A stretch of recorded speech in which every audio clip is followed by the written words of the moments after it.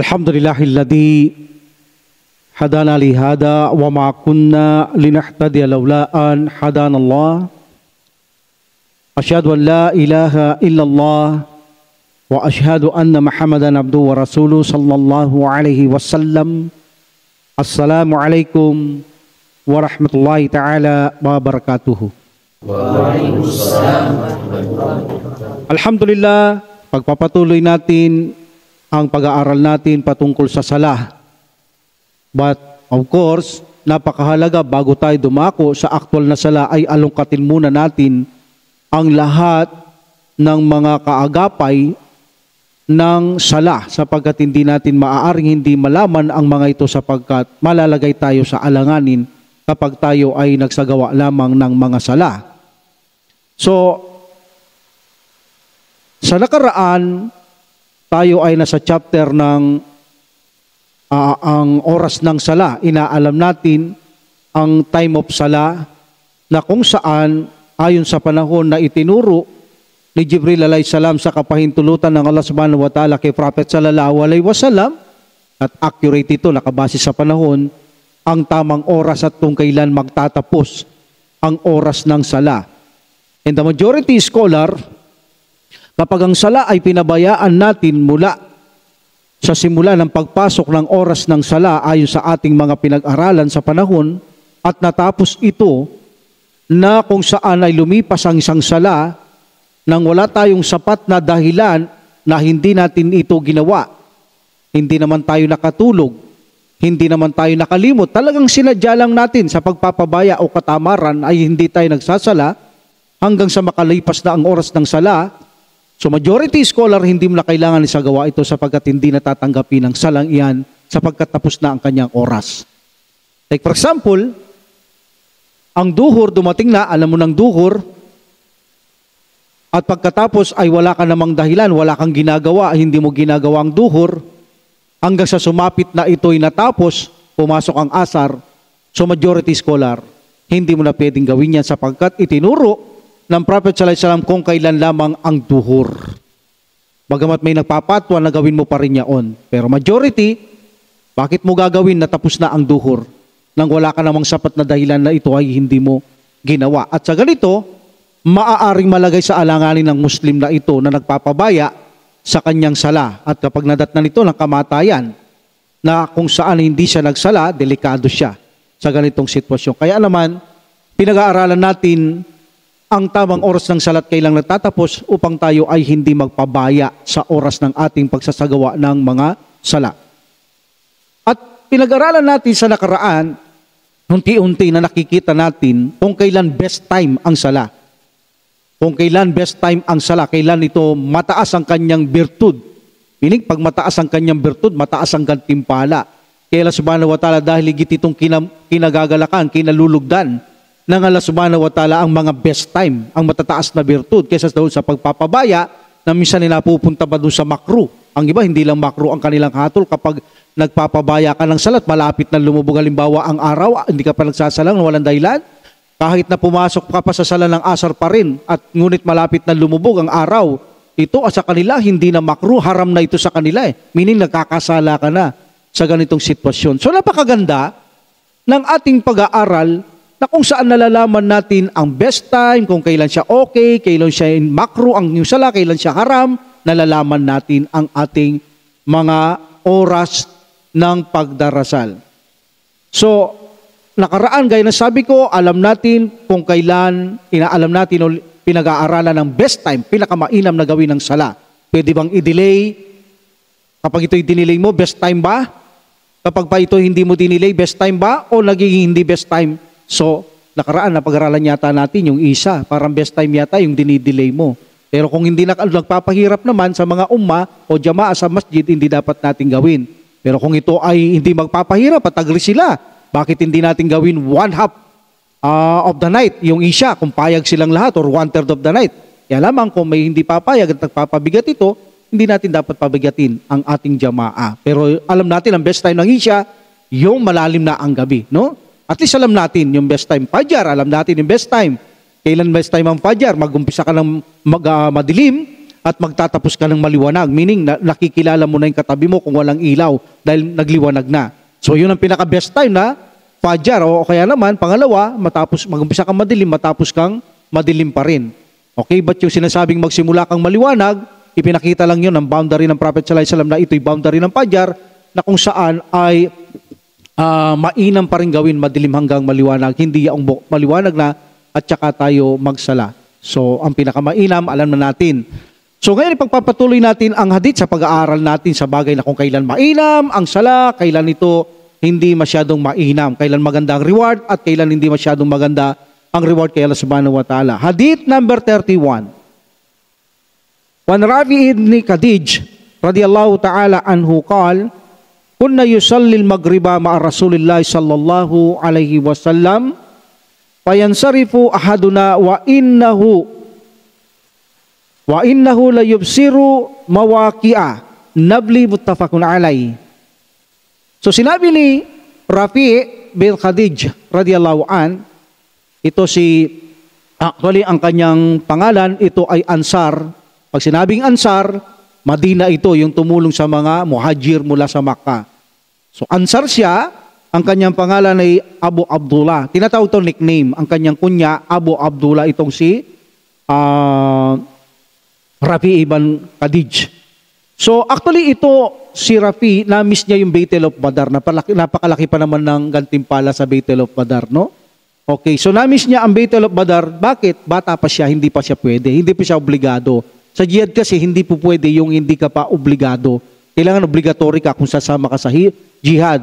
That's why hindi siya nakasama sa Battle of Badar dahil hindi siya obligado.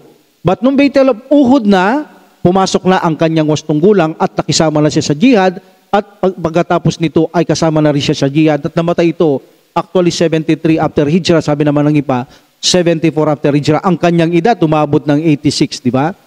So kung mapapansin ninyo, maraming mga sahaba tulad ni Anas, sumabot pa yan ng 100 megit ang kanyang edad. Almost na nahuli na yun sa mga sahabang namatay Pero sila nakikipagdigmaan, nakikipagpatayan sila sa landas ng Allah subhanahu wa ta'ala. Kung imagine mo, kung ikaw nakikipagpatayan, isipin mo ngayon, baka hindi na humaba ang buhay mo. Patayan to Pero actually, kung makikita nyo, napakagandang sample, tumatanda sila kahit nakikipagpatayan. Bakit? Dahil ang tao hindi mamamatay hanggat hindi dumarating ang kanyang gitinakda ng Allah subhanahu wa ta'ala kung kailan siya mamamatay. So, walang makakapatay sa kanya, maliban lamang dumating yung kanyang takdang kamatayan. So, ganun ang buhay natin. So, hindi rin sila natatakot sa patayan dahil katwiran nila, ang Allah subhanahu wa ta'ala ang pinakamahusay, humawak ng mga bagay o sa mga nasa kanya ang pinakamahusay na kung saan ang buhay ng tao ay hawak ng Allah subhanahu wa ta'ala. That's why malaking tiwala nila kay Allah subhanahu wa ta'ala, kung mamamatay, mamamatay. Kung hindi mamamatay, hindi mamamatay. So, laki Allah subhanahu wa ta'ala. And that's why wala rin silang takot sa pakikipagbaka sa landas ng subhanahu wa ta'ala. Actually, gusto nila ang madatnan ng kamatayan sa landas ng Allah subhanahu wa ta'ala. Lahat gusto nilang maging martir. So, sabi niya, nagsala kami ng Isha, ito pa lang nagsala kami ng Maghrib.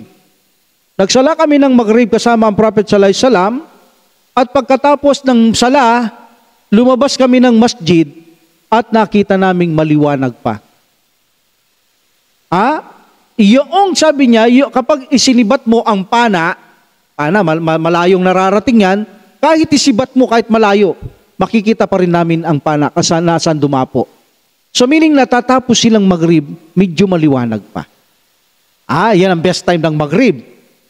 Best time ng Maghrib, matatapos kang magsala, kahit ipukol mong pana kung saan dadapo sa malayo to, makikita mo pa rin.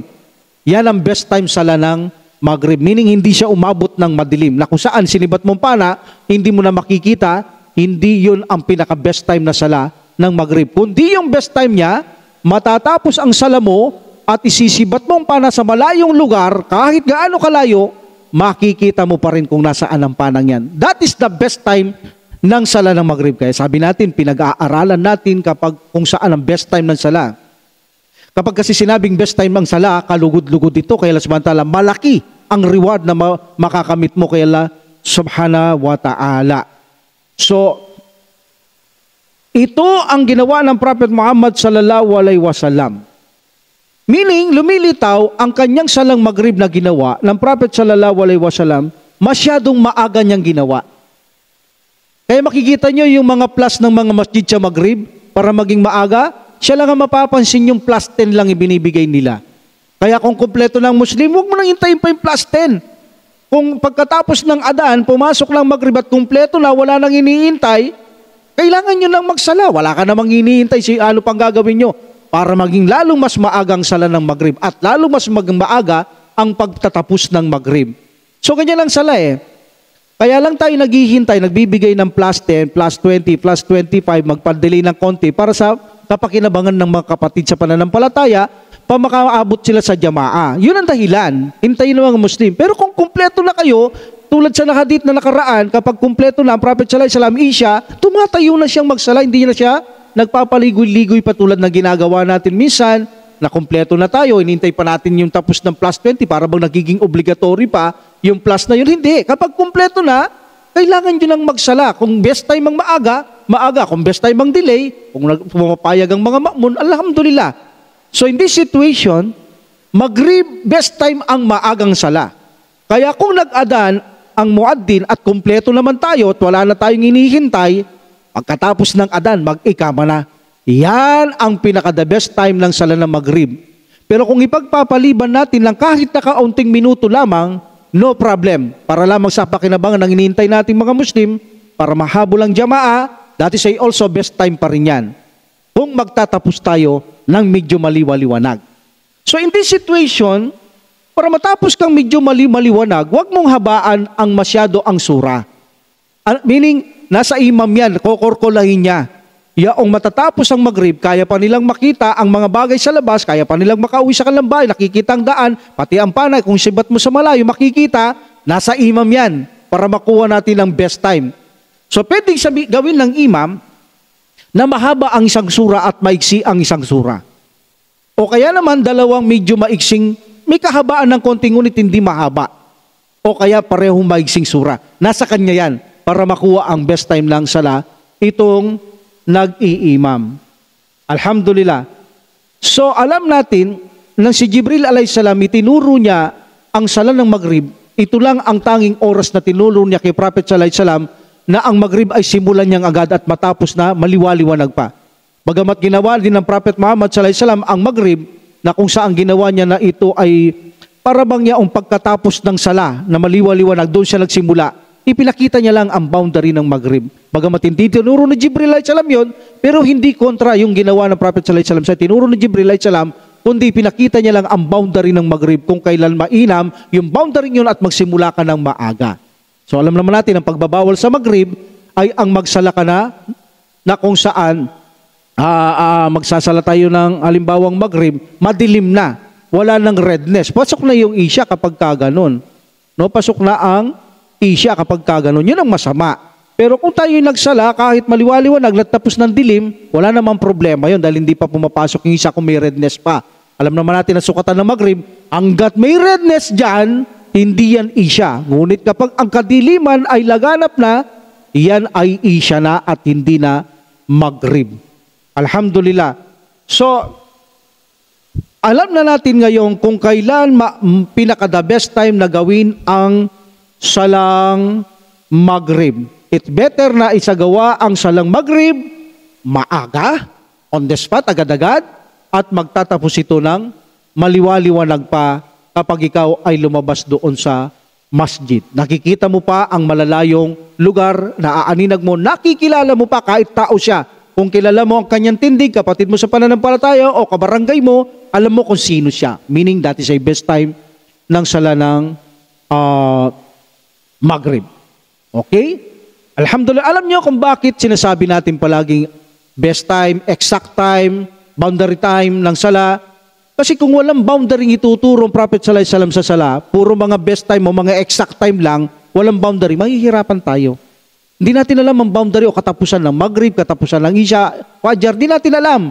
That's why pinapakita niya ang mga boundary ng sala para malaman natin kung saan pinakamainam matapos ang sala doon sa boundary na yaon. Doon sa boundary na sinimulan niya sala, doon mainam matapos ang sala. Kaya sa Maghrib na ito, minsan ang Prophet sallallahu alaihi wasallam, ginawa niya na hindi siya masyadong nagsimula ng maaga. Ginawa niya kung saan nagtapos yung salang ginamit na sa hadith, na maliwaliwanag pa, habang natapos sila, doon naman siya nagsimula ng Maghrib. Meaning, ipinakita ng Prophet sallallahu alaihi wasallam yung boundary yun na sinimulan niya, yun ang pinaka-the best time na kung matatapos ka sanang magsala ng Maghrib. Pero wala namang pagbabawal kahit magsimula ka doon hanggat hindi ang kadiliman ay lumalaganap sa kalawakan. Wala namang problema yun. But of course, kung nagpapabaya tayo, wala namang dahilan, nagsasala tayo at malapit na magdilim, lumaganap ang dilim, of course, nakakamit natin yung hindi na masyadong mataas ang birtud ng ating sala. Bumababa na ang pagka-birtud o pagka-mabuti, pagka-ayos, pagka-okay ng ating sala, ba't hindi na mataas ang birtud ng ating sala sapagkat hindi natin nakuha ang best time. Kaya pinag-aaralan natin ang best time. Kaya kung nasa bahay ka lang, wala kang ginagawa, pag sumikapan natin, makuha yung best time. Pag sumikapan natin, yung makuha natin ang best time. Sa hadith na ito, gaya ng sabi natin, kung magsisimula ang Prophet sallallahu alaihi wasallam na magsala ng Maghrib at matapos ng maliwaliwanag pa, isa lang ang ibig sabihin yan. Hindi siya nagsusura ng mahaba ang Prophet sallallahu alaihi wasallam. Kaya makikita niyo naman ang mga imam karamihan, walang surang mahaba sa Maghrib. Karamihan maiksi lang, Suratul A'la, Suratul Ghashiyah, like that, mga ganyan lang. Tapos ang maiksi, o kaya ganun kahaba, dalawang ganun, o dalawang maiksi, ganun lang ginagawa nila. Bakit? Kinukuha nilang pilit yung sunnah, yung best sala, yung mataas ng birtud ng sala, na matapos ang Maghrib, yung maliwaliwanag pa. Kaya hindi nakapagtatakang hindi mahaba ang mga sura, even na ang Maghrib. O kaya ang Maghrib, because mismo ang Prophet sallallahu alaihi wasallam pinakikita sa hadith na hindi siya nagsusura ng mahaba, hindi katulad ng Fajr na napakahaba ng kanyang sura, 60 sa 100 verse ang binabasa niya. Nagsisimula siyang madilim, natatapos siyang maaga, maliwanag ang Prophet Muhammad sallallahu alaihi wasallam. Dito, kabaligtaran. Hindi siya nagsusura ng mahaba ang Prophet sallallahu alaihi wasallam para makuha niya yung pagtatapos ng sala na ito ay maliwaliwanag pa. Yun ang gawain ng Propeta Muhammad sallallahu alaihi wasallam. But remember, kung itong hadith na ito ay lumabas sila at nakikita nila ang mga sibat ng pana kahit malayo, meaning lumilitaw pagkatapos ng salang masjid, pwede kayong umalis, lumabas. Pwedeng umuwi, no? Kung may gagawin tayo. Mas maganda sana kung sa masjid na lang magbasa, mag-aral like this, kung wala namang gagawin. Pero kung may gagawin, walang pagbabawal na lumabas ng masjid ang isang Muslim. Walang nagbabawal doon. But ang bawal, yung lumabas ka ng masjid tapos hindi ka babalik ng Isya. O, di ba? Iyon ang pagbabawal. Bakit? Kasi talagang mga lalaki sa masjid nagsasalayan maliban kung may sapat na dahilan. Kaya kung lalabas kang Maghrib, tapos wala ka naman palang gagawin sa bahay, lumuwi ka lang, lalabas ka lang, tapos wala kang planong bumalik, yun ang masama. Hindi dapat ginagawa ng isang Muslim yun dahil alam nating obligado ang lalaki na may nasa sapat ng gustong gulang na nagsasala tayo sa masjid. Ito'y tungkulin natin at ito'y pag-uutos na dapat nating sundin dahil mahal natin ang Allah subhanahu wa ta'ala, ang Prophet sallallahu alaihi wasallam, at tayo sumusuko sa kanila, sumusuko sa Allah subhanahu wa ta'ala, wala tayong karapatan na hindi sumunod sa kanilang gusto ng Allah subhanahu wa ta'ala at ang kanyang sugo na si Propeta Muhammad sallallahu alaihi wasallam. That's why make sure na kapag tayo ay lumabas, may gagawin tayo, make sure na tayo ay makakabalik sa masjid. Kung wala naman, ba't hindi ka na lang magribat sa masjid? Makakamit mo pa ang malaking gantimpala kapag nagriribat ka sa masjid at nadat ng kakamatayan, hindi sasara ang iyong talaan sa libingan. Tuloy-tuloy pa rin ang aklat mo, nabibiyayaan ka ng Allah subhanahu wa ta'ala doon sa libingan. At wala kang parusa sa libingan kapag namatay kang ganyan. Nagriribat kayo, nihintay nyo yung isa sala, habang nag-aaral for the sake of Allah subhanahu wa ta'ala. Allahu Akbar, ribat yan. Kapag namatay ang isa sa atin dito, magkakamit siya ng magandang buhay sa libingan. Of course, kapag mayroon kang magandang buhay sa libingan, at of course, magkakaroon ka ng magandang buhay pagdating ng araw ng paghukom doon sa paraiso. That's why napakaraming benefits ang mangyayari sa isang Muslim kapag nag-aaral siya. Kailangan niyang nag-aaral. Hindi siya maaaring hindi nag-aaral sa Islam sapagkat higit na nakakalamang ang nag-aaral sa hindi nag-aaral sa Islam. Sabi nga ng Prophet sallallahu alaihi wasallam, ang pagitan ng mga maalam at walang kaalaman ay langit at lupa. So alam naman natin kung gaano katagal ang paglalakbay ng langit at lupa, 500 years. Yung ibon na lumilipad na mabilis. Bago magsimula siya dito sa lupa hanggang sa langit, 500 years bago niya marating yun. Ganun ang agwat ng mga tao may kaalaman at walang kaalaman, sabi ng Prophet sallallahu alaihi wasallam. Meaning nagpapakita ang hadith niya na napaka-importante ang may knowledge sa pananampalatayang Islam. Alhamdulillah. Now dumako tayo hadith 132. Wa an Aisha radhiyallahu ta'ala anha qalat, atama Nabi Muhammad sallallahu alaihi wasallam data laylatin bil isya hatta dahabat ammatul layla thumma kharaja fasalli wa qala innahu lawaqtuha laula ana asyakku ala ummati, rawahu Muslim. So, sinalisa ni Aisha radhiyallahu anha na ang Prophet sallallahu alaihi wasallam idinilay niya ang isya. Yan o, idinilay niya. Idinilay niya ang isya isang gabi nang napakalayong agwat nito. Meaning talagang dinilay niya ng todo.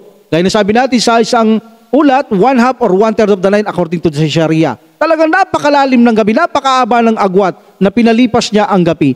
Actually, sa isang hadith, sinabi natin yung mga sahabay, hinihintay siya, inaantok na sila, alos nagaganyan sila sa pagkaupo, gusto matumba sa kakahintay dahil naantok na sila. Hindi pa sila tutulog, mababaw na tulog lang, antok lang, hindi nakakasira ng wudu yan. So sa tagal ng paghihintay nila, at makikita mo walang kumikibo sila kanila, walang maingay, hinihintay nila ang Prophet sallallahu alaihi wasallam. Idinilay niya talaga ito. Alos sinantok na sila, nagnonood na sila. And then the Prophet sallallahu alaihi wasallam, lumabas siya ngayon. Bakit niya ginawa yon? Pwede naman malagay sila sa kahirapan sa sitwasyon yon. Bakit ginawa ng Prophet sallallahu alaihi wasallam? Kailangan niyang gawin. Ang Islam kasi ay perpektong reliyon. Kung bakit niya ginawa yon, bagamat sabihin natin, minsan lang, nalagay sila sa kahirapan, ngunit kahit nalagay ka sa kahirapan, kung ang kapakinabangan talaga ay napakalaki, walang problema. Walang problema. Para lang maging kompletong Islam, ipakita niya rin ang best time ng sala, ipakita ng Prophet sallallahu alaihi wasallam kung bakit niya ginawa ito. Paglabas niya, sabi ng Prophet Muhammad sallallahu alaihi wasallam, ito ang pinakatamang oras ng sala ng Isya. Iyon ang malaking pakinabang doon. Hindi ka ba masaya kahit na naghintay ka matagal, tapos sasabihin niya sa iyo, pinaka-the best time ng sala ng Isya, ganito kalalim ng gabi. O kung nag-iisa ka ngayon sa bahay, walang masjid, nasa bahay ka, aba magsala ka, tularan mo ito. Dahil ito raw ang best time ng sala. Kaya lang hindi ito pinagutos ng Prophet sallallahu alaihi wasallam kung makakabigat. Halimbawa sa masjid kayo, abay magsasala ka palagi, darating ang iman, alas 12 ng gabi, alas 11, abay pahihirapan mong umma. Hindi naman po pwede yung kanon. Pero kung nag-iisa ka, abay alam mo kung kailan ang best time ng sala ng Isya. Hindi ka na kailangan magmadali. Paglaganap na ang dilim, Isya na, hindi ka kailangan magmadali. Alam mo kung kailan best time ang Isya. Huwag kang matutulog, mas mainam kung hihintayin mo ito, magre-ribat ka after magrib. Kahit nasa bahay ka, hinihintay mo ang susunod na Isya, mahabang paghintay, alhamdulillah. Gusto mong makabit, yung pinaka-the best na sala ng Isya. At ito ang pinaka-the best na mayroong reward kung hindi magpapahirap sa isang Muslim. Alhamdulillah. So in this situation, kung sabi ng Prophet sallallahu alaihi wasallam, ito ang the best time ng sala. Paglibas, sabi ni Aisha radhiyallahu anha, paglabas ng Prophet sallallahu alaihi wasallam, talagang gabi na, ito ang best time ng sala. Kung hindi lang makakabigat sa inyo, ipag-uutos kong gawin ang Isya ng ganitong oras ng sala. Ngunit, makakabigat, hindi pinag-utos ng Propeta Muhammad sallallahu alaihi wasallam. Alhamdulillah, makikita natin dito sa hadith na ito, ang Islam ay relihiyong hindi pwedeng pahirapan. Hindi ibig sabihin ng Prophet sallallahu alaihi wasallam lumabas siya ng ganito na sinadya silang pahirapan, hindi. Ipinakita niya lamang, nagawin niya ito, ipinakita niya lamang na para maturuan ng mga sahaba at mga susunod na henerasyon tulad natin, nalaman natin, ang best time ng sala Isya ay pinakamalalim na gabi. 1/2 of the night or 1/3 of the night, ito ang pinaka-better, mabirtyu na sala kung hindi ito magpapahirap sa isang nagsasala. Anong ibig sabihin hindi magpapahirap? Halimbawa, sinabi niyo sa akin, Imam, one time gawin natin ang Isya, 1/2 of the night. Dito tayo sa loob ng masjid. Mag-lecture, magbasa, mag-aral tayo. Hintayin natin one time lang. Ang mga ma'mum nakikiusap sa imam, alhamdulillah. Hindi siguro magpapahirap yan. Bakit? Silang may gusto. Paano sila mahirapan? Silang may gusto, makuha nila yung reward na yaon. Pero kung magpapahirap, hindi pwede. Pero kung silang nagsasuggest, bakit hindi? Bakit kailangan tumanggi ng imam? Samantalang silang nagre-request at pinakadabes na sala ang hinihiling ng mga ma'mun. Sa ganitong sitwasyon, alhamdulillah, gawin natin. So makikita natin ang mga sala, minsan i-delay mo, ang sala ay higit na mabuti, higit na mainam. Nakita nyo, best time delay, Isya. May mga salang hindi i-delay. Best time, Asar, Maghrib, Duhur. Duhur, mayroon dalawang kalagayan yan. Fajar, hindi dinidelay ng Prophet sallallahu alaihi wasallam. Madalas, isang beses niya lang ginawa yung maliwaliwanag siyang nagsagawa. So meaning ang Fajar palagi niyang ginagawa madilim pa. Okay? Asar palagi niyang, lalo ng asar. Mas madalas niyang gawin maaga. And also the Maghrib. And duhur also, but mayroong dalawang sitwasyon, aalamin natin yung duhur. Kung anong dalawang sitwasyon, pwedeng delay, pwedeng hindi. But itong Isya, ang pinaka-the best ay delay. Kung hindi magpapahirap sa isang Muslim, mas mainam na asala ang Isya ng delay. But kung ito'y magpapahirap, hindi po pwede. At alam natin sa nakaranga dito, kapag ang Prophet sallallahu alaihi wasallam kompleto lang mga Muslim in Isya, hindi niya na dinidelay, tatayo na siya. Kung may hinihintay, magdidelay siya ng konting minuto para sa benefits ng mga kapatid sa pananampalataya para mabulang jamaa, dinidelay niya ng Prophet Muhammad sallallahu alaihi wasallam. Alhamdulillah.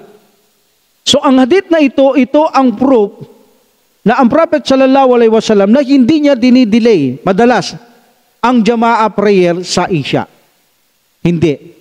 Dahil alam niyang malalagay sa kahirapan ang mga kamusliman, especially pagkatapos ng mga saba, lalo na sa panahon natin ngayon. Naku po, ngayon ka magsala ng 1 of the night, naku, maraming gagalit sa iyo. Kung yung nagsusura ka lang ng mahaba, marami nang nagagalit eh. Pero nasa sunna yung Fajar, mahabang sura, pakikita mo, daming nagre-reklamo. Paano pa magsala ka ng 1 of the night? Ay lalong magre-reklamo yan.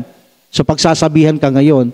Okay, so kung magkakaganon, magkakaroon ng hidwaan, magpapahirap, huwag natin gagawin kayong nag-iimam. Huwag niyong gagawin. Kailangan ng imam magaling magtimpla sa kanyang mga ma'mun. Magaling siya magdala na hindi niya pahihirapan ng kanyang mga ma'mun. But kung mayroong benefit, si delay, alhamdulillah, i-delay. Tulad na dito, ng Prophet sallallahu alaihi wasallam, dinelay niya, ng ating gabi, lumabas siya. Anong benefits dito? Sabi niya, itong best time sa lanang Isya. Kung bakit niya dinelay, mayroong malaking kapakinabangan para malaman ng kanyang kasamaan ang best time ng sala ng Isya. Kasi alam nila, best time ng asar, maaga. Best time ng Maghrib, maaga. Best time ng Isya, maaga. Dito na niya, hindi niya sinabing best time ng Isya, maaga. Hindi. Sabi niya, delay ang best time ng Isya. So nalaman nila, hindi pala lahat best time ay maaga, kundi mayroon palang best time na sala na kung saan ito ay i-delay mo. Alhamdulillah. So dito makikita natin sa Islam, yung mga magaan na mga sitwasyon pagpapagaan, maraming beses ko na pinaliwanag, siguro hindi ko na kailangan pang ulitin dito yon, no? Okay. So makikita natin sa Islam, ang Allah subhanahu wa ta'ala at ang Prophet sallallahu alaihi wasallam, makikita mo ang kanilang mahahabagin at maawain sa kanilang mga alipin ng Allah subhanahu wa ta'ala. Sa mga tagasunod ng Prophet sallallahu alaihi wasallam, napakahabagin ng Allah subhanahu wa ta'ala, even ng Prophet sallallahu alaihi wasallam. Bakit? Can you imagine ang Allah subhanahu wa ta'ala, ang gusto niya sa kanilang reliyon ay walang pahirapan? Yuridullahu bikumul yusra wala yuridu bikumul usra. Kapag nag-uutos na, gusto niya, gawin niyo lang yung magaan, ayaw niyong gagawin niyo yung mabigat. Ayaw yan ng Allah subhanahu wa ta'ala because the origin, the soul of our religion, magaan na reliyon. Kung nabibigatan ka, gagawin mo lang yung paano saan magaan. Dahil kapag ang reliyon ay mabigat, hindi mo kayang ipagpatuloy. Hindi mo kaya. Like for example, sabihin natin may sakit ka, masjid, obligatory tayo, may sakit ka, hindi mo kaya pumunta masjid, pupunta ka masjid, ayaw yan ng Allah subhanahu wa ta'ala. Kahit pumunta ka sa masjid, ayaw niya. Bakit? Nahihirapan ka eh. Hindi gusto yun ng Allah subhanahu wa ta'ala na ihirapan ka, pupunta ka masjid, ayaw niya yun. Lilitaw na makro pang yung sala. Kung ikamatay mo pa yun, haram pang yung sala mo eh. Tignan mo ang awa nila, awa ng Allah subhanahu wa ta'ala at maawain ng Prophet sallallahu alaihi wasallam, ang habag ng Allah subhanahu wa ta'ala at habag ng Prophet sallallahu alaihi wasallam sa kanyang umma.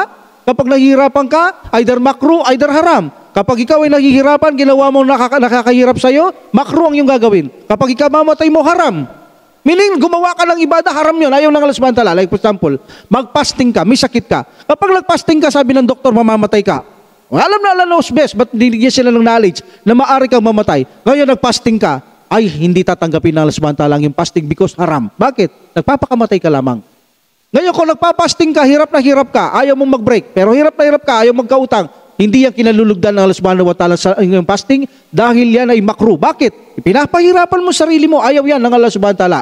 Kaya ang Islam, kapag ito'y magpapabigat, ayaw ng Allah subhanahu wa ta'ala, hindi rin gagawin ng Propeta Muhammad sallallahu alaihi wasallam because ito'y salungat sa osol o origin ng ating pananampalatayang Islam. Okay, so makikita natin ang best time sa lanang Isya, isagawa ito ng delay kung ang kondisyon hindi makakabigat sa isang Muslim. Hadith number 133. Wa Abi Hurairah radhiyallahu ta'ala anhu qala Rasulullah sallallahu alaihi wasallam idza staddat harru fa'abridu bis-salah fa in siddat al-harri min fathil jahannam muttafaqun alai. Isinalaysay ni Abu Hurairah, ang hadith authentic Bukhari Muslim rahimahumullah. Isinalaysay ni Abu Hurairah radhiyallahu anhu na sinabi niya, kapag mainit ang panahon sa duhur, mainit ang panahon, idinidelay ng Prophet sallallahu alaihi wasallam ang duhur hanggang sa lumamig. Until it cools. Sabi ni Abu Hurairah radhiyallahu an. Sapagkat sinabi ng Prophet sallallahu alaihi wasallam, ang matinding init na ating nadarama sa ating mga katawan, nararanasan, ang sobrang matinding init, ay nanggagaling yan, sabi ng Prophet sallallahu alaihi wasallam, sa hininga ng impyernong apoy. Okay? So in this hadith, delay. This is a recommenda. Mainam ang sala kapag mainit. Kapag mainit ang kondisyon. Ang duhur kapag mainit ang panahon, rekomenda ito, meaning mas mainam ito, mas birtud ang sala kung i-delay mong sala hanggang sa ang init ay mawala at kaya mong mag-concentrate ng mainam sa iyong sala. Doon the best yung salang duhur. Delay. Kung ang kondisyon, kaya sabi kanina may dalawang kalagayan, kung ang kondisyon ay mainit.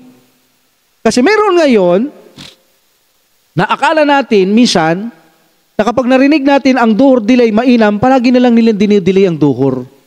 Kahit na ang panahon malamig, kahit na ang panahon hindi mainit, o kaya kahit mainit sa labas, naka-aircon naman sa loob, napakalamig ng sitwasyon nila, sasabihin nila, delay ng duhur, mainam yan. O i-delay pa rin nila, kahit malamig ang panahon o hindi sila nahihirapan o hindi sila naiinitan.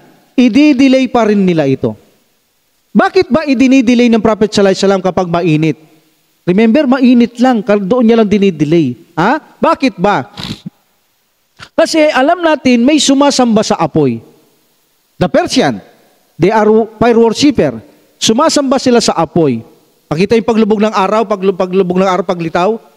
Dahil may sumasamba sa araw, ayaw ng Prophet sallallahu alaihi wasallam kapag lumulubog, lumilitaw, ayaw niyang magsalaka dahil baka masamba mo o masabay ka sa pagsamba ng mga yaan. Dito rin, baka masabay ka rin sa mga sumasamba sa apoy, ikaw ay makasamba ng apoy, makagawa ka ng paglabas sa pananampalatayang Islam. O kung hindi naman, dahil alam natin, ang Prophet sallallahu alaihi wasallam nagsala din siya sa harapan ng apoy na hindi naman siya binawalan ng Allah subhanahu wa ta'ala. Tulad ng halimbawa, nagsasala siya, pinakita ng samantalang impyerno ng apoy, nasa harapan niya ang impyerno ng apoy, nagsasala ang Prophet sallallahu alaihi wasallam. Ba't malakas ang kusyo ng Prophet sallallahu alaihi wasallam? Malakas ang kanyang pagpipigil, hindi tulad natin.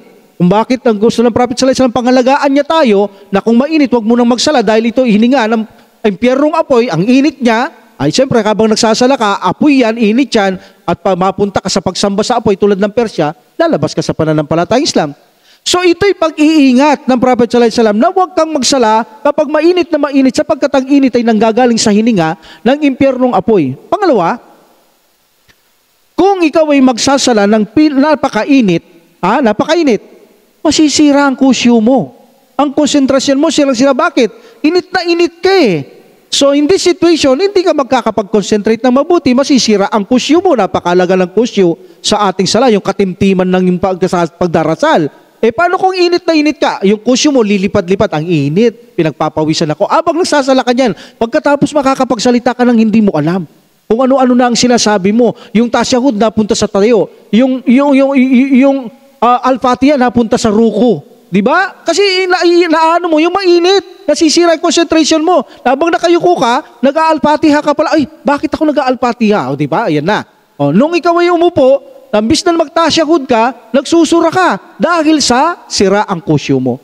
So meaning pangangalaga yan ng Prophet sallallahu alaihi wasallam, huwag kang magsala ng mainit na mainit dahil yung init madarama mo. Number one, baka masamba mo ang apoy, magaya ka sa Persya, o kung hindi naman, malakas ang konsentrasyon mo na hindi mo sasambahin. Number two, yung kusyo mo. Madaling masira ang konsentrasyon ng iyong sala. That's why, sa isang pangyayari, na sa mga sahaba ng Prophet Muhammad, sallallahu alaihi wasallam, minsan dinilay nila duhur. So, ito yung sabi ni Jabir radhiyallahu an, nang magadan na kami duhur, mainit talaga. Mag-aadan na, sinabi ng Prophet sallallahu alaihi wasallam, alam natin, muadin ng Prophet sallallahu alaihi wasallam, si Bilal, hindi niya pinaadan. Sabi niya, wag muna. Anong sabi ng Prophet sallallahu alaihi wasallam? Wag muna. So tumigil si Bilal, hindi siya nagadan. And then finally, medyo nagtagal, tatayo si Bilal, mag-aadan, sabi niya, wag muna. And number 3, tumayo na naman, medyo nagtagal, mag-aadan, wag muna. 3 beses niyang pinigilan si Bilal. Wag ka muna magadan, sabi niya sa pangatlo, maliban kapag ang init ay nawala na. Doon ka magadan. So sabi ni Jabir radhiyallahu an, natapos kaming magsala na kung saan makikita mo ang bundok nagkaroon ng mahabang anino kaya na namin sumilong.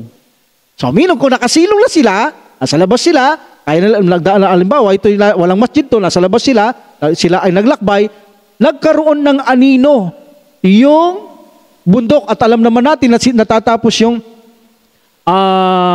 sabihin natin yung salang duhur kapag naging kapantay na natin ang anino.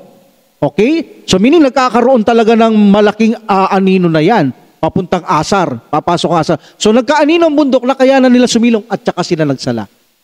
So idinidelay ng Prophet sallallahu alaihi wasallam ang duhur kapag mainit at ito ay best time ng sala. Kung mainit. Kung hindi mainit, according to Anas radhiyallahu an, ang Prophet sallallahu alaihi wasallam, yes, dinidelay niya ang duhur kapag mainit, but in winter, never niyang idinidelay, sabi ni Anas radhiyallahu an, ang duhur. Meaning, mainam ang salang duhur naman, kapag ito hindi mainit, ang mataas na birtud na sala, ay huwag mong i-delay. Gawin mo agad-agad ang duhur. Kung hindi mainit. Kung mainit, mas mainam na i-delay mo. Kung hindi mainit, mas mainam na agad mong gawin ang sala. Dahil sabi ni Anas radhiyallahu an, never na nag-delay ang Prophet sallallahu alaihi wasallam sa zuhur kapag ang panahon ay hindi mainit. Ngunit kapag mainit, Jabir and Anas radhiyallahu anhuma, idinidelay ng Prophet sallallahu alaihi wasallam ang sala bilang pag-iingat yan na makasamba sa apoy o kaya naman masira ang ating mga kusyo o konsentrasyon ng ating pagdarasal tapos lilipad-lipad yung isip mo habang nagsasala ka, wala kang kusyo, walang konsentrasyon, hindi mo nadarama, naiintindihan ang ginagawa mong pagdarasal. That's why, mas mainam ang delay kung ito ay mainit. But remember, kung hindi mainit, never na nagdi-delay ang Prophet sallallahu alaihi wasallam sa duhur. So nasa dalawang kondisyon ng duhur. Ang best time kapag hindi mainit, agad-agad isagawa. Ang best time kapag mainit, maaari mong i-delay. At ito naman ang best time kapag mainit ang panahon sa duhur. Hadith 134.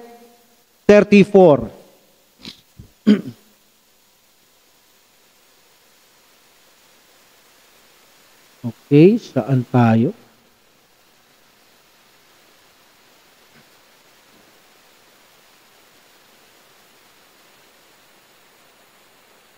Hadith 134.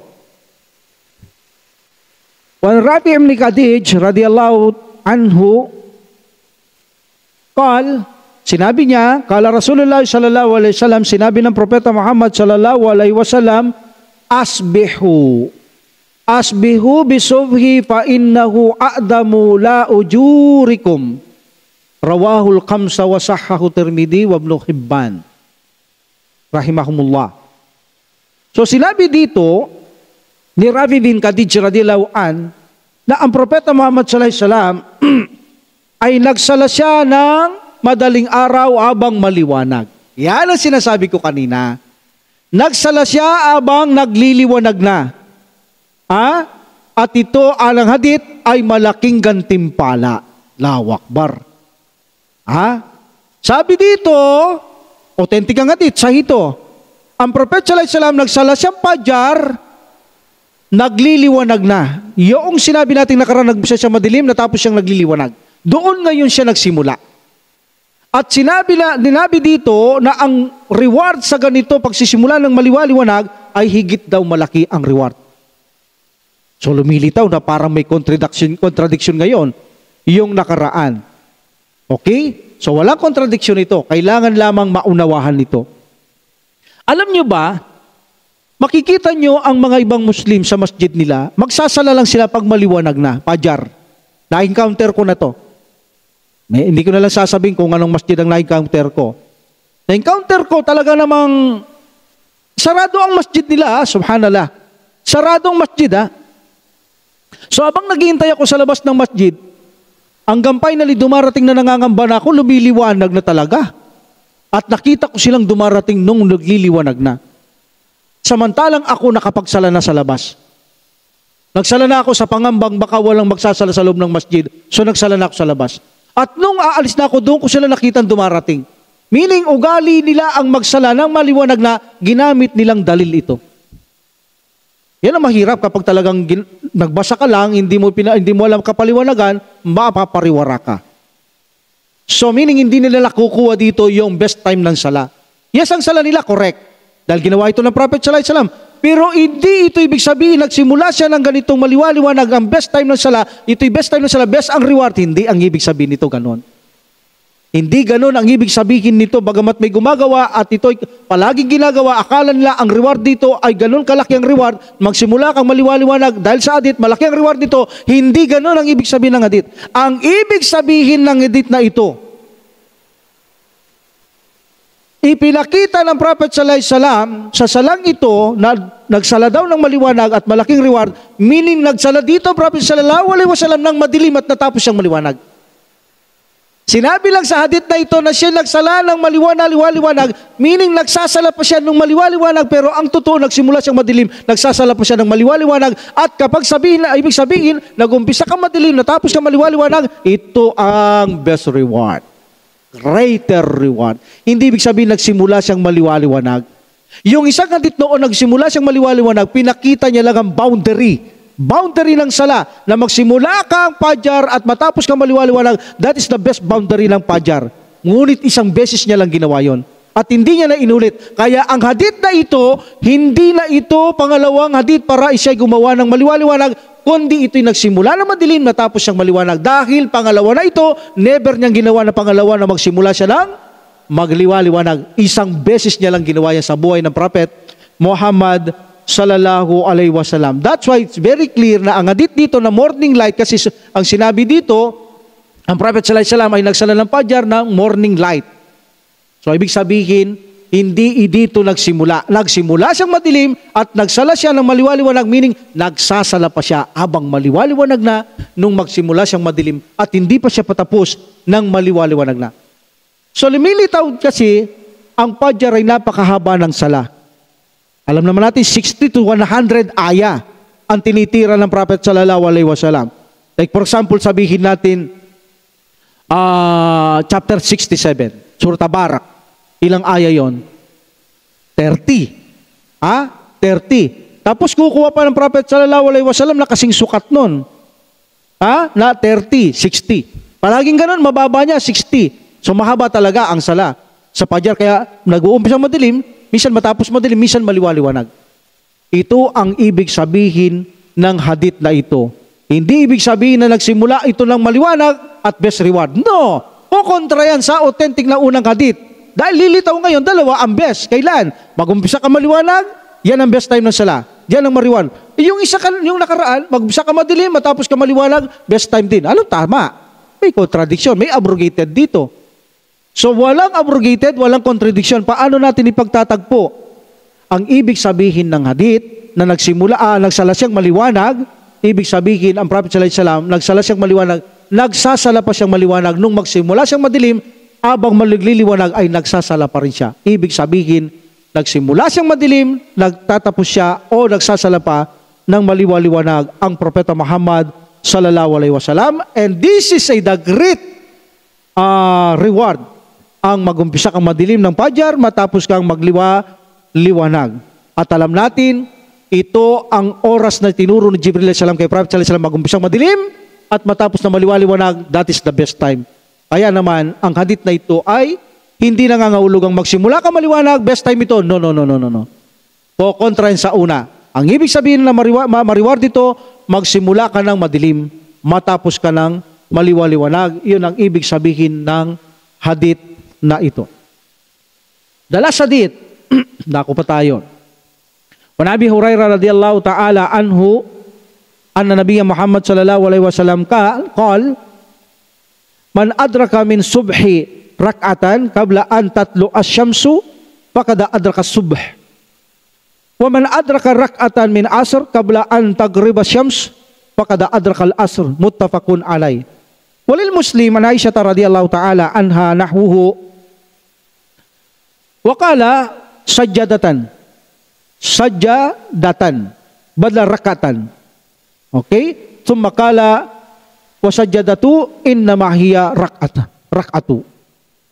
Sa hadith na ito, sinabi ni Abu Hurairah radhiyallahu anhu ng Prophet sallallahu alaihi wasallam na sinabi niya, ang sino man makapagsala ng isang raka'a sa fajar bago lumitaw ang araw. Meaning kapag pag lumitaw na yung guhit ng araw, tapos na ang fajar. Bago lumitaw ang araw, nahabol mo isang raka. Nakaisa kang raka. At alam natin ang raka, pag inabutan mo pa ang ruko, kung ikaw ay ma'mun, ruko. Yan, raka pa rin yan. So kapag isa kang raka, sabi ng Prophet sallallahu alaihi wasallam, at saka lilitaw ngayon ng araw, yung guhit niya, aakyat na, naabutan mo ang fajar. Naabutan mo ang fajar, sabi ng Propeta Muhammad sallallahu alaihi wasallam. Ganon din sa asar. Bago lulubog, naabutan mo isang raka at lulubog yung araw ngayon, sisimulan niya lumubog, naabutan mo ang asar. Sabi ng Propeta Muhammad sallallahu alaihi wasallam. At ganon din sa hadith na Muslim rahimahullah na sinabi ni Aisha radhiyallahu anha, ang tinukoy dito sajda. At sinabi ni Muslim rahimahullah, ang ibig sabihin ng sajda rito ay nagpapahiwatig na raka. Yun ang ibig sabihin ng sajda. So walang contradiction. So meaning dito lumilitaw, kapag naabutan mo ang isang raka'a bago lumubog ang araw, bago lumitaw ang araw, lumitaw, nagampanan mo yung asar o nagampanan mo yung fajar. Okay, pero kung ito hindi mo nagawa ng walang dahilan, lumitaw ang araw, lilitaw na o lulubog na, haram na ang fajar, haram na ang asar, hindi mo na kailangan gawin, tapos na ang kanilang sala. Pero kung nakaisang raka ka, naabutan mo pa rin ang asar, o kaya ito ay maghrib, kung nakaisang raka ka. Okay? So dito, ang Shafi'i Maliki, they are agree in this hadith. Agree sila na kapag nakaisang raka ka, naabutan mo ang asar bago lumubog. Nakaisang raka ka bago lumitaw ang araw, naabol mo ang fajar. Pero sinabi ng Maliki, sa sitwasyon na ito, kapag naaabutan mo ng isang raka, dahil sa pagpapabaya mo, naabol mo, bago lumubog o lumitaw, ikaw ay makasalanan. Ayan ang sinasabi natin, di ba? Na kapag sala ka na, abot ka naman sa asar o fajar, pero makasalanan kang Muslim. Makasalanan kang Muslim. Okay. So, alhamdulillah. But according to the Shafi'i, sa kanila, ang sala mo ay agree sila. Kapag naabutan mo ang isang raka, okay yan. Naabutan mo ang isang raka. Pero para sa kanila, hindi ito kalugod-lugod kay Allah subhanahu wa ta'ala ang ganitong gawahin. Hindi lang makruh. Sa kanila gagawin pa nilang haram ang ganitong estilo, yung patatapusin mo walang dahilan, tapos halos lumubog na, tsaka ka makabot lang ng isang raka. Bakit? Paano nila kaya kung biglang lumubog? Paano mo natatansya yung isang raka na abutan mo yun? Paano kung lumubog o kaya lilitaw na? Di hindi natanggap ang sala mo. Anila. Kaya sa kanila, hindi lang makasalanan o makruh. Sa kanila, iginagamit nila ang haram para ang Muslim matakot siyang gawin niya yan. O nga naman, paano mo tatansya na ang araw ay lulubog na makaisang raka ka? Paano mo nasisigurado yun? Kung paano lumubog, hindi mo natapos ng isang raka o hindi ka nakaabot, di yari ka, hindi mo naabol yung asar o kaya isya, fajar. So in this situation, wala ka ng sala. At hindi mo na pwedeng gawin yan, tapos na ang sala ng asar o kaya fajar. But according to Hanafi, hindi sa kanila yung isang raka takbir lang. Kapag nakapagtakbir ka, also the ambali. Kapag nakapagtakbir ka at tapos lulubog ang araw, naabol mo yung asar o kaya asar yun. Pag lilitaw naman, abor mo yung fajar. Para sa kanila, takbir lang, hindi raka. Tatakbir ka, Allahu Akbar. Like for example, opening takbir. Allahu Akbar. Then lulubog ng araw, nahabol mo ang raka nila.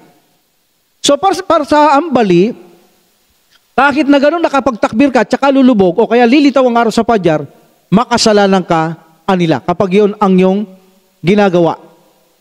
Kapag yun ang iyong ginagawa, ay makasalanan ka. But napakahina ito kung titignan natin. Walang suportang dalil ito. Kasi ang Prophet Muhammad sallallahu alaihi wasallam, ang kanyang hadith, ang sino man makaabot ng isang raka. Di ba? Ang sino man makaabot ng isang raka, yun pala ang nakaabol ng asar o kaya pajar. Let's take a look. In Jumaa prayer, alam natin ang Jumaa prayer, there's a special salah, there's a khutbah and 2 rakat. Sabi naman ng iba, yung khutbah, 2 rakat, para sa landur, yung dalawa, para sa kakumpleto ang 4 na rakat ng duhur. Okay? There are 2 opinion. Now, ang tanong, kapag ikaw ay ma'mun, or masbuk, nahuli ka, at pagpasok mo, hindi mo naabutan ng raka, ano ang desisyon ng mga majority scholar? Wala, hindi mo naabutan. Alam mo, nakasudyod na siya. Final na lang ang imam yun, naabot mo lang, sudyod. Hindi mo naabutan yung ruko. Meaning, hindi mo naabutan yung raka. Ano sabi ng majority? Buuin mo yung 4 na rakang duhur, tumayo ka. Wala ka ng Jumaa prayer, di mo naabutan eh.